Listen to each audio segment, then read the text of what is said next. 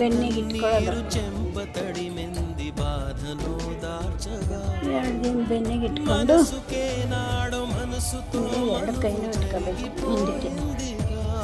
2 ಕೈನೂ ಹಿಂದಕ್ಕೆ ఈనాడు కాదు పొమ్మంటే ಅಂತ ఊరుకోలేదుగా మనమన్న ఒక మాట నువ్వు నేనుగా వేరు కాలేదుగా గుండె గొంతులో ఆగిపోయింది మాటలే తోచక కంట కన్నీరు చెంపతడి బాధను దార్చగా